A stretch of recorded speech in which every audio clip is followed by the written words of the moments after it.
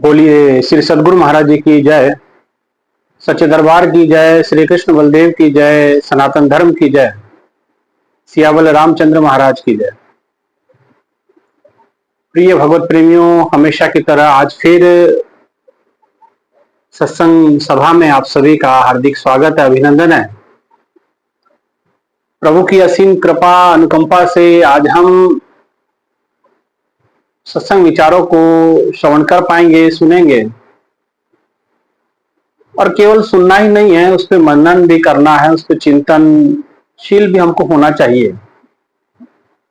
क्योंकि विचारों का महत्व तभी है जब विचारों को आप अपने जीवन में अंगीकार करें, अपने जीवन में लागू करें, अपने जीवन को उसके अनुरूप ढाल लें। क्योंकि सत्संग का अपना बड़ा महत्व है। सत्संग विचारों की अपनी एक,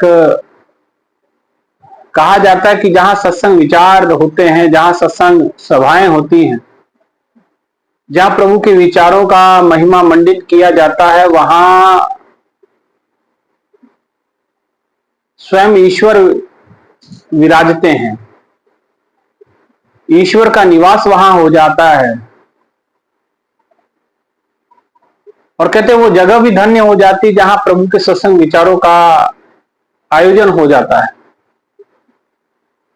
इसलिए भाइयों बहनों, सत्संग का अपनी अपनी महिमा है। संतों ने कहा कि इंद्र की आधी घड़ी कुआ 12 मास और सत्संग की आधी घड़ी सुमरन बरस 50। इंद्र एक बार बरसता है, 12 मास कुओं में, नदियों में, नालों में पानी फुल हो जाया करता है, भर जाया करता है हमेशा के लिए, 1 साल के लिए। उसी प्रकार साधना 50 साल कीजिए, सुमरन 50 साल कीजिए, लेकिन सत्संग का कोई मुकाबला नहीं है।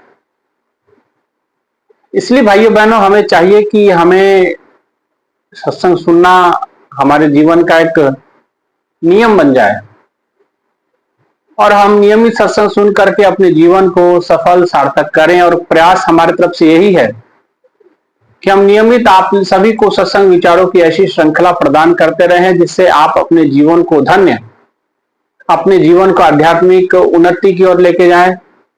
आपकी आध्यात्मिक उन्नति हो, आपकी आध्यात्मिक उन्नति के साथ साथ आप समाज के विभिन्न पहलुओं को भी आप सत्संग के माध्यम से सुनते हैं। अक्सर मैं बातें विचार रखने का प्रयास करता हूं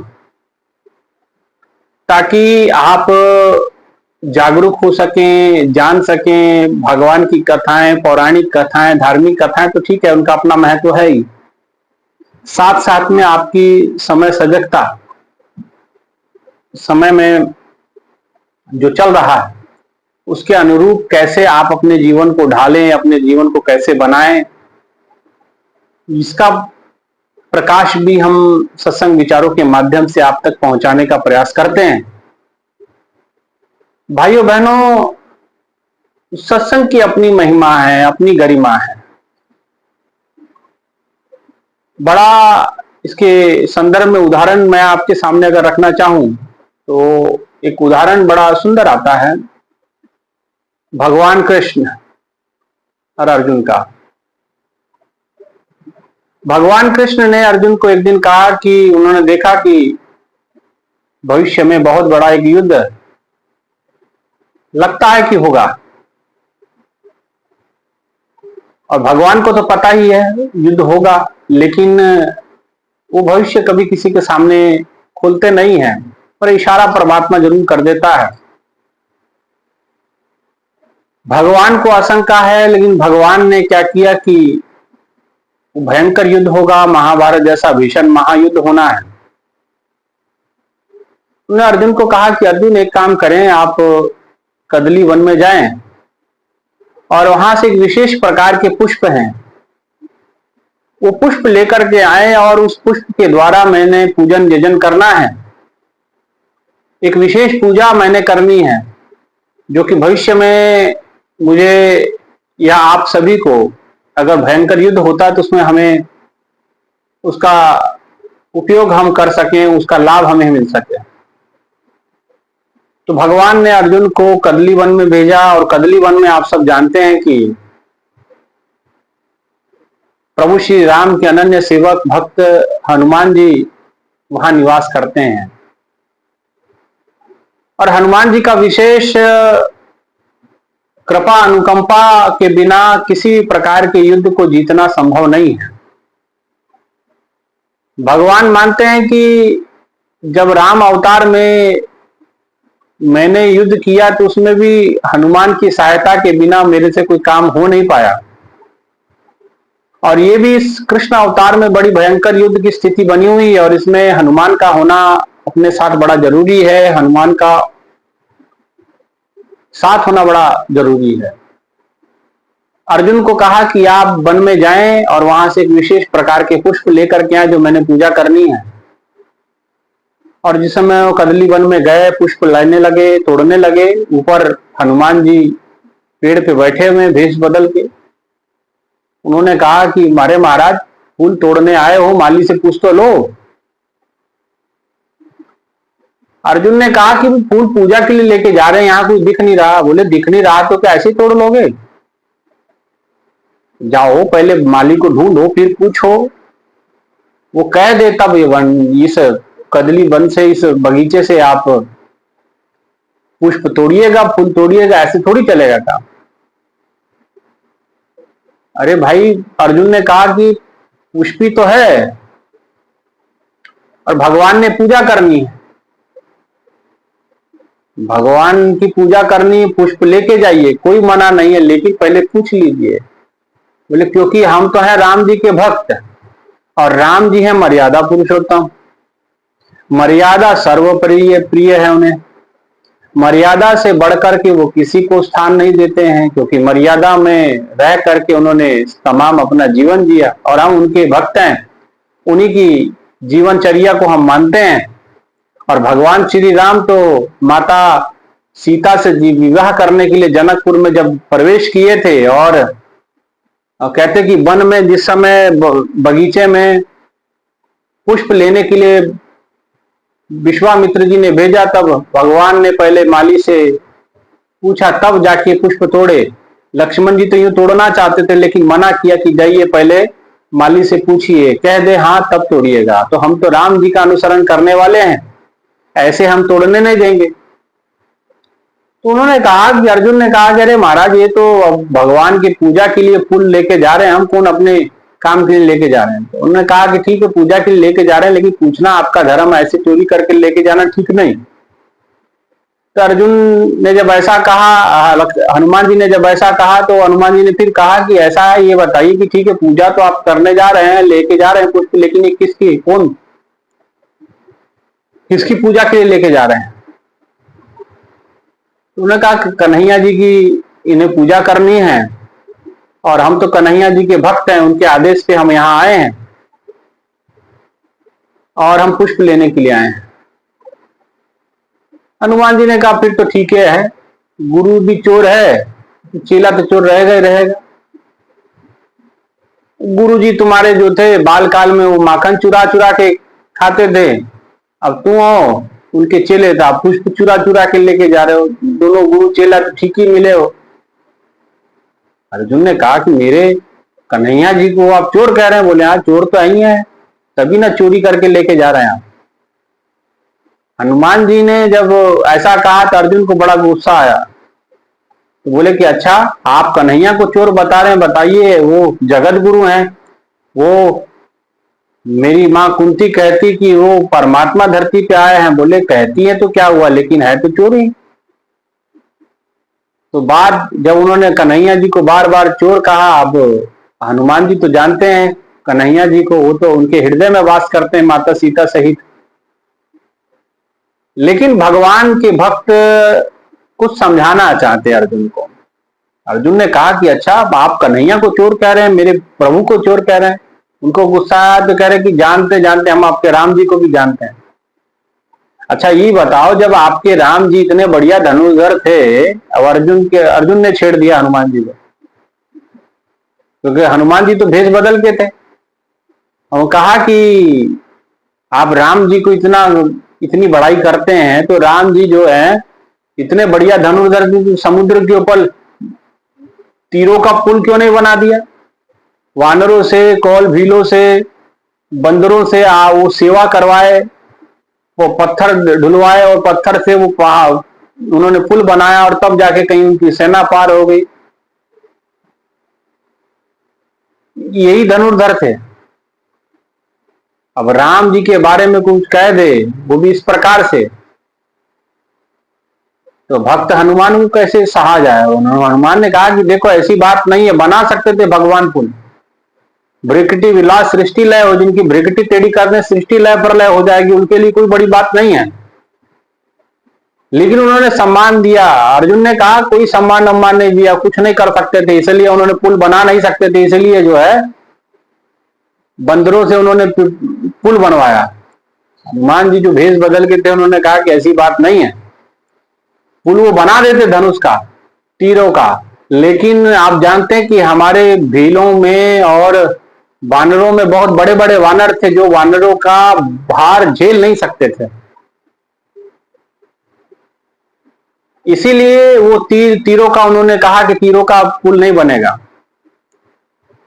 अर्जुन ने कहा कि ऐसा कुछ नहीं है, वो कर नहीं पाए, कर नहीं सकते थे, इसीलिए उन्होंने नहीं किया, आप बात स्वीकार करें। हनुमान ने कहा ऐसी बात नहीं है। हनुमान जी ने कहा कि अच्छा, इतना अहंकार है आपको अपनी धनुष बल पे? बोले हाँ।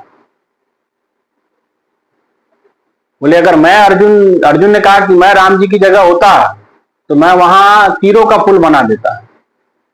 तो हनुमान ने कहा कि तुम तीरों का पुल बना जरूर देते, लेकिन वो हमारी वानरों के भार को झेल नहीं पाता। बोले ऐसी बात नहीं है। बोले हाँ ऐसा ही है। हनुमान जी ने कहा ऐसा ही है, झेल नहीं, तुम्हारा तीर झेल नहीं पाएगा, तुम्हारे तीरों का पुल जो है टिक नहीं पाता उस पर। बोले ऐसी बात नहीं है।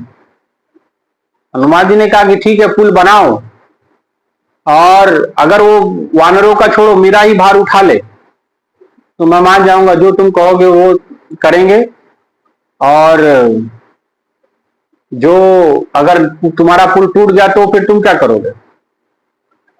अर्जुन से पूछा। अर्जुन ने कहा कि मैं अग्नि स्नान कर लूंगा।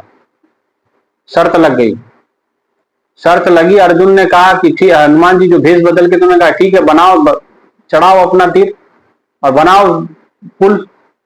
और कहते कि अर्जुन ने जो तीर खींचा, गांडीव से तीर खींचे, तीरों की वर्षा हुई, ऐसी बारिश हुई कि देखते देखते विशाल पुल बन गया।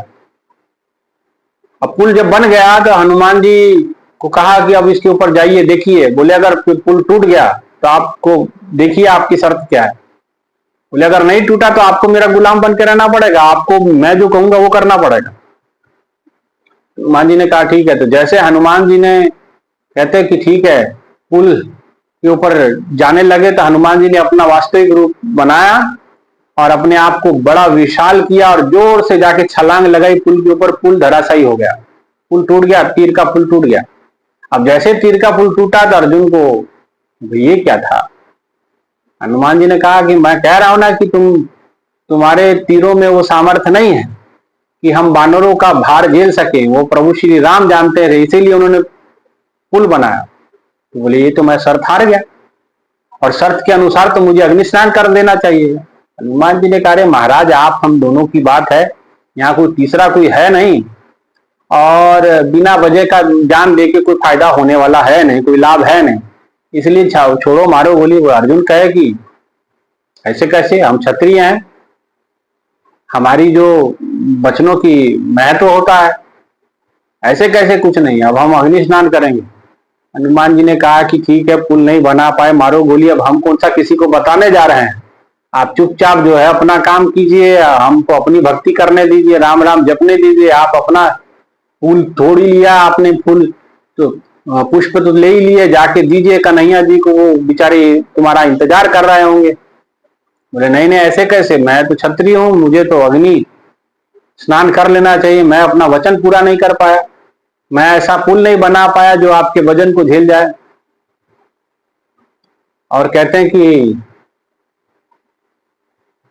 हनुमान जी ने बड़ा समझाया लेकिन मानते नहीं, तो कहते हैं कि उसी समय भगवान कृष्ण की अद्भुत लीला हुई। भगवान कृष्ण एक संत का भेष बना के, साधु का भेष बना के उसमें बीच में पहुंचे और जब आए तो उन्होंने कहा संत के रूप में जो कन्हैया जी, उन्होंने कहा कि क्या हो गया, आप क्यों उलझ रहे हो दोनों। हनुमान जी ने कहा कि हम इसको समझा रहे हैं कि अग्नि स्नान कोई फायदा नहीं है, जीवन बड़े भाग्य से मिलता है। राम जी ने बड़ा समझाया है, बड़े भाग मानुष तन पावा, सुर दुर्लभ सदग्रंथन गावा, साधन धाम मोक्ष कर द्वारा पाई, न जय परलोक सवारा। इसको प्राप्त करके परलोक सवार सकते हैं। और इतना दुर्लभ मनुष्य तन पा करके फिर भी ये कहता है कि मैं तो अग्नि स्नान करूंगा, एक छोटा सा वचन ये पालन नहीं कर पाए, तो उसके वजह से अभी अग्नि स्नान करके अपने जीवन को तबाह करना चाहते हैं, बर्बाद करना चाहते हैं। साधु ने कहा कि अच्छा। अर्जुन की तरफ देखा तो अर्जुन ने कहा कि नहीं महाराज, मैंने तो वचन दिया था कि मैं अगर पुल ढंग से नहीं बना पाया और ये तोड़ दिए तो मैं जो है अग्नि स्नान कर लूंगा। बोले बात तो ठीक है। साधु ने कहा बात ठीक है। तो उन्होंने हनुमान जी ने कहा कि साधु महात्मा जी आप समझाइए इसे, कि इन्हें कहिए कि जीवन इतना दुर्लभ है, इसे इस यूं खत्म नहीं किया जाता। कोई बात नहीं, सर हार गए तो क्या बात है।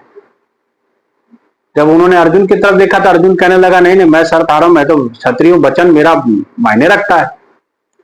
साधु ने कहा कि भाई तो ठीक बात है। हनुमान जी ने कहा अरे महाराज, हम आपको उसको समझाने के लिए कह रहे हैं, आप किसी की बात में हाँ हाँ कह रहे हैं। बात तो सही है, वो क्षत्रिय है, उसके वचनों के वैल्यू है और वो अपने वचनों के अनुसार उनको प्राण त्याग देना चाहिए। तो बोले वो तो ठीक है। साधु महात्मा ने कहा कि ठीक है, चलिए दोनों की बात तुम्हारी सहमत है, हम अग्नि स्नान करना बनता है, लेकिन शर्त क्या थी इसमें। बोले शर्त ये थी कि ये पुल बनाएंगे और पुल बनाने के बाद अगर मैंने उस पुल पे छलांग लगाई और तोड़ दिया तो वो पुल ये जो अग्नि स्नान कर लेंगे, नहीं तो मैं इनका गुलाम हो जाऊंगा अगर ये अपनी बात को कायम रखेंगे। अर्जुन की, अगर अर्जुन का धनुष तीर नहीं टूटा, पुल जो तीरों का बनाएगा वो टूटेगा नहीं, तो मैं इनका जो ये कहेंगे वो मैं करूंगा। बोले बात अच्छी है। तो भगवान कृष्ण जो साधु वेश में थे उन्हें कहा कि अच्छा, ये तो जो दोनों के बीच में शर्त लगी, और जंगल में मोर नाचा किसने देखा है कि नहीं, तो ऐसे काम नहीं चलेगा।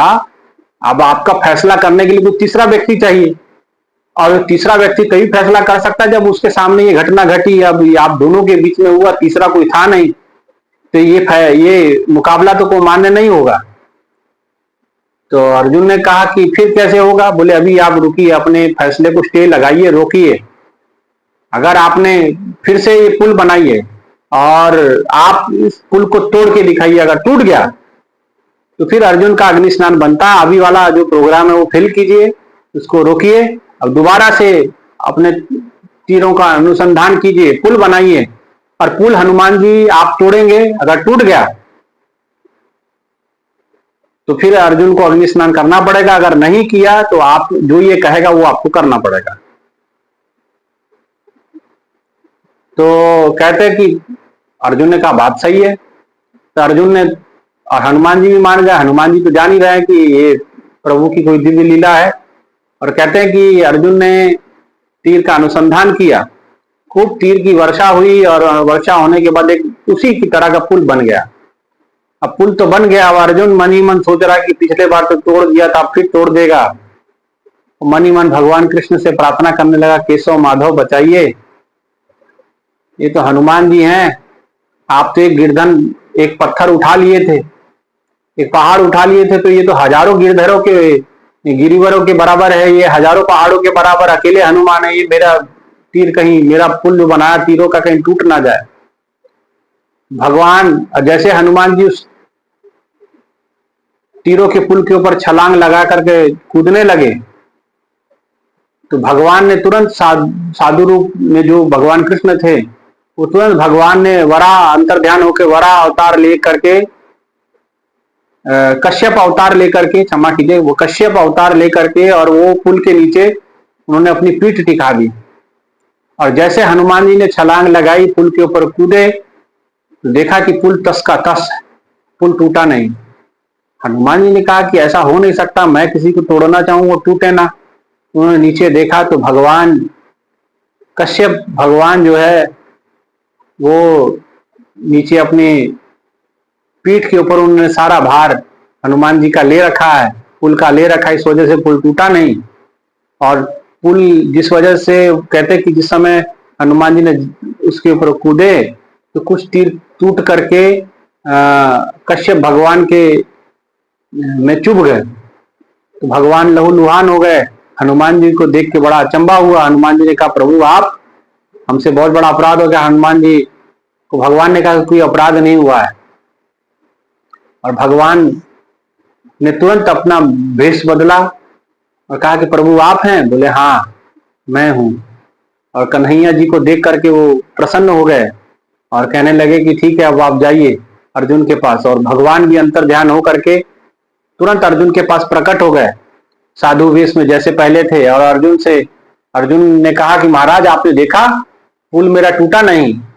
साधु ने कहा कि हाँ पुल टूटा नहीं। हनुमान जी गए, हनुमान जी ने कहा कि महाराज पुल तो टूटा नहीं। तो बोले, आप तुरंत जो है भगवान ने केशव का रूप बनाया, कृष्ण का रूप बनाया। साधु जी जो थे वो कृष्ण में तब्दील हो गए कि अब हनुमान जी अब आप बन गए हैं। तो केशव कहता कि केशव ने कहा कि अब आप बन गए हैं, आप वचन, अब आपका पुल टूटा नहीं है आपसे, तो अब अर्जुन जो कहेगा वो आपको करना पड़ेगा। तो कहे कि ठीक है करना पड़ेगा, हम करेंगे, बताइए क्या करना है। तो अर्जुन कहने लगा कि नहीं ठीक है, इनको अभी बोलते हैं कि ये काम। भगवान ने कहा कि अभी रुक जाओ, ये वचन पेंडिंग रहा, ये वचन को सुरक्षित रखिए, फैसले को।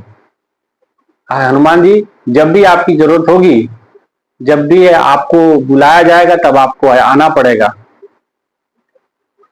तो भगवान ने जब कहा हनुमान को कि जब भी अर्जुन आपको बुलाएगा, ये वचन आप पे उधार रहा, आपने कहा था जो ये कहेंगे वो करेंगे, तब वचन आप पे उधार रहा और आप जो है इस वचन को पालन कीजिएगा। फिलहाल आप जाइए अपने कदली वन में, हम जाते हैं अपने पूजा स्थल पे जहां हमको पूजा करनी है पुष्प लेके, और दिव्य लीला घटी और उसके बाद चले गए। हनुमान जी अपने वचनों में बंधे क्योंकि भगवान के भक्त हैं, राम जी के भक्त हैं। रघुकुल रीत सदा चली आए, प्राण जाए पर वचन ना जाए, वो वचन में बंध गए। और कहते कि महाभारत युद्ध तैयारी हो गई, महाभारत होने वाला है। अब कृष्ण जी ने अर्जुन को कहा कि अर्जुन अब जाओ कदली वन, और हनुमान जी को कहो कि चले महाभारत युद्ध में। और भगवान कृष्ण और अर्जुन दोनों कदली वन में जाते हैं। हनुमान जी का आह्वान किया जाता है, हनुमान जी प्रकट होते हैं। हनुमान जी ने कहा कि प्रभु बोलिए, आदेश कीजिए। बोले कि अब, अर्जुन ने कहा कि चलिए अब आप हमारे साथ युद्ध में चलना है। उन्होंने कहा कि युद्ध में चलना है तो क्यों, क्या करना है युद्ध में, मेरा क्या काम है, मैंने तो अब युद्ध करना छोड़ दिया है। बोले कि नहीं अब आपको चलना पड़ेगा। बोले देखिए मैं तो चलूंगा तब, क्योंकि मैं तो राम कथा सुनवे का रसिया, मैं तो जहां कथा सत्संग भजन होता है मैं तो वहीं जाता हूं, जहां प्रभु की महिमा होती है वहां। अब कोई मेरे को सत्संग सुनाएगा तो मैं वहां जाऊंगा। अर्जुन ने कहा कि भाई युद्ध होने वाला, वहां कोई कथा प्रवचन का कार्यक्रम नहीं होने वाला, तुमको हम प्रवचन सत्संग सुनाएंगे। बोले कि नहीं, तो अगर प्रवचन नहीं होगा तो हम नहीं जा रहे। अगर मुझे आपको अपने साथ लेके जाना है तो मुझे कथा सुनानी पड़ेगी, आपको सत्संग करना पड़ेगा। तो अर्जुन कहने लगे कि महाराज वहां पे इतना भयंकर युद्ध होने वाला है और आपको हम कथा कैसे सुनाएंगे। बोले राम जी तो सुनाते थे। जब राम जी को कहा विभीषण जी ने कि ये रथ पे बैठा हुआ बलशाली योद्धा रावण, तो भगवान ने तो अपने रथ के बारे में बताया कि मेरे पास धर्म रूपी रथ है, मेरे पास संयम रूपी चक्र है नाथ ना रथ न तन पद त्राना ते के जी तो तुम वीर बलवाना। जब विभीषण ने पूछा तो भगवान राम ने पूरा सत्संग सुनाया था, तो हमारे प्रभु ही ठीक थे इसका मतलब। वो तो कथा युद्ध में भी सत्संग सुनाते थे, आप भी हमें सत्संग सुनाएंगे तो हम जाएंगे। अर्जुन कह रहे भाई वहां हम लड़ाई करेंगे, आपको प्रवचन सुनाएंगे। तो कन्हैया जी ने कहा कि ठीक है हनुमान जी, आपको प्रवचन सुनाया जाएगा, आपको सत्संग सुनाया जाएगा। और कहते कि तब जाके हनुमान जी तैयार हुए और अर्जुन के रथ के जो ध्वजा थी, हनुमान जी की ध्वजा में हनुमान जी विराजे।